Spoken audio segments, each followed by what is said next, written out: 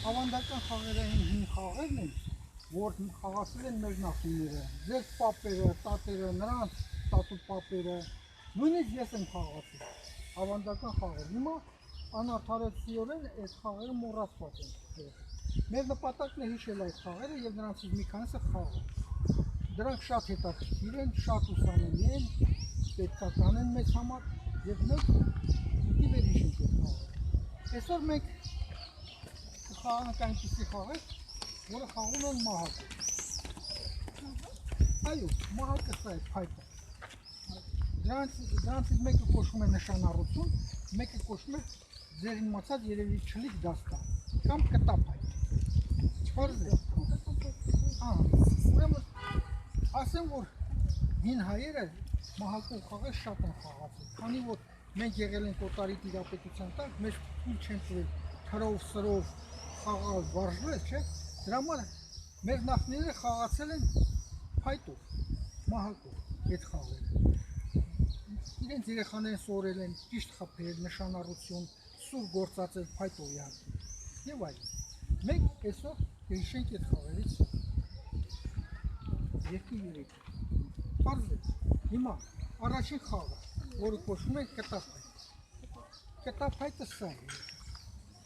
Սրանք կոչվում են նաև դաստան կամ չլիկ դաստան, նայած Հայաստանի որ շրջանում են այդ մասին ասում կամ խաղում։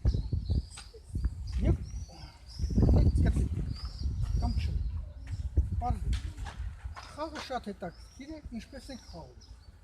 Խաղը խաղում ենք երեխեք 4 փուլով։ Առաջին փուլը դա խաչաձև հարվածն է, 3 հատ խաչաձև հարված են տալիս։ Երկրորդ փուլը ուրեմն բոյ չափելն է կամ միավոր վաստակելը 7 հայտի չափ։ Այսպիսի հարվածներ են։ Երրորդ փուլը վերական նման փուլն է մի հատելի էս, չորրորդ փուլը չլելու փուլը, որ ինչպես ուզեք խփել։ Եթե հասնեք այդ փուլը, ինչպես եք խաղում։ Հիմա բացեք շրջանը երեխա, շրջանը բացեք։ Մենք ունենում ենք այստեղ մի կլոր փուլ։ Սա ձեր բունն է, լավ տեք։ Խաղը սկսում ենք բնից։ Խաղը խաղում են երեխեք 2-ից մինչև 10 հոգու։ Կարելի է թիմերով բաժանվել, կարելի է անհատական խաղալ։ Հիմա ես ձեզ ցույց տամ, հետո կբաժանվենք թիմերի։ Անկես նրա։ Ահա։ Բացեք, պատկերացրեք ես կփոփ։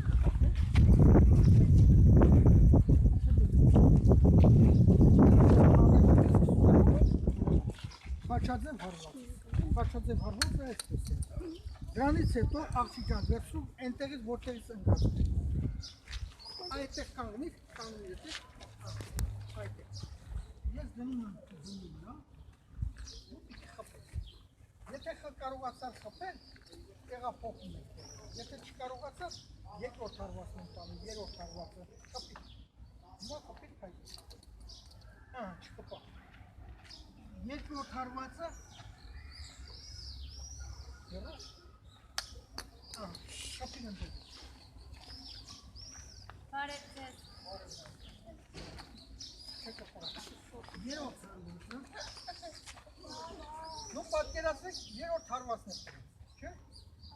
Դրանից հետո երեխեք, արդեն եթե չկարողացամ ինքը խփել այդ ընթացքում, չէ՞։ Ես անցնում եմ երկրորդ փուլ։ Երկրորդ փուլը խփում ենք այսպես, նայեք։ Այդտեղից արդեն որտեղ խփելու եք, այլ ինչ է տանում, աշխատելու եք գտնել բունը։ Այնքան մոտիկ գցել, որ մի փայտ մի բույ չլինի։ Եթե ստեղանում լավ է։ Ես էլ պիտի աշխատեմ հետ մղեմ, հեռու գնացեք։ Ահա, արդեն դու հաղթի։ Մի հատ չէ։ Ես եթե այս 7 փայտ հաշվեցի, չէ՞, դրանից հետո արդեն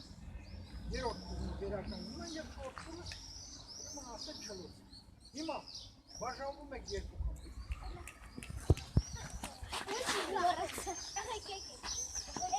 Մի խումբը իզնից աչ է կանգնում, մի խումբը կրավ, ավակները մոտենալին։ Հետ կանգնեք, որ մենք նկարենք, հետ կանգնեք։ Հիմա, ուրեմն երեխեք, դուք այսպես բան եք անում, չինգաչուկ եք անում, որ որոշենք առաջին ով է խփում։ ով է խփում առաջին դու ես։ Ահա։ Հիմա ով թիմով հավաքի ես որ։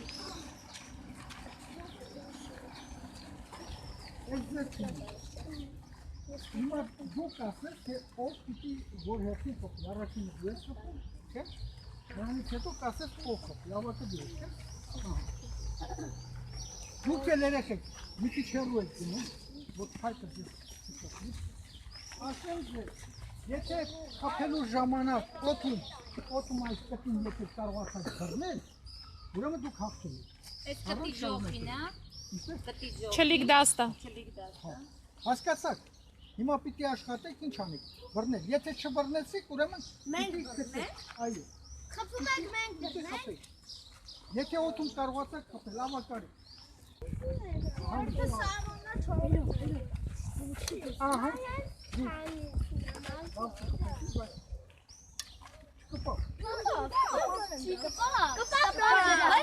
Լավ, էլի փոխվեցիք ուրեմն։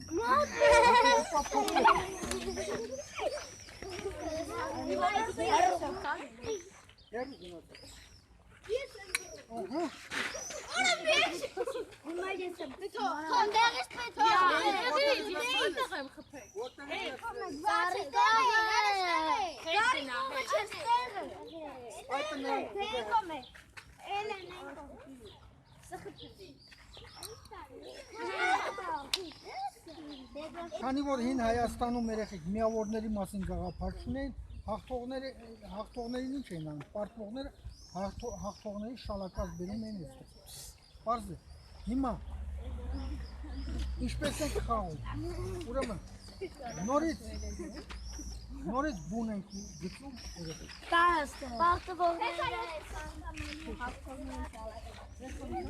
Հա, ջան։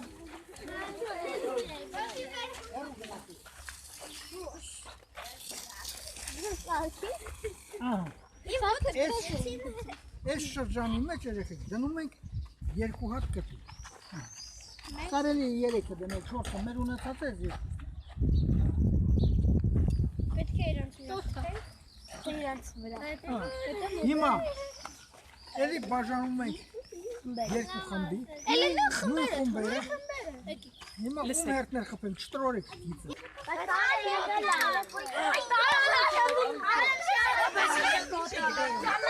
Կարողացան այնտեղից։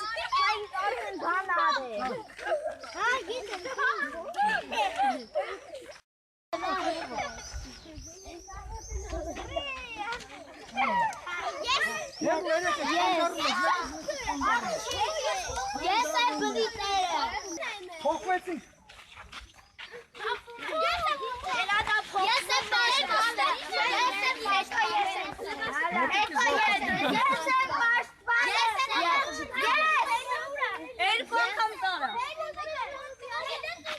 Երեխեք ընթացքում պիտի հաշվեք,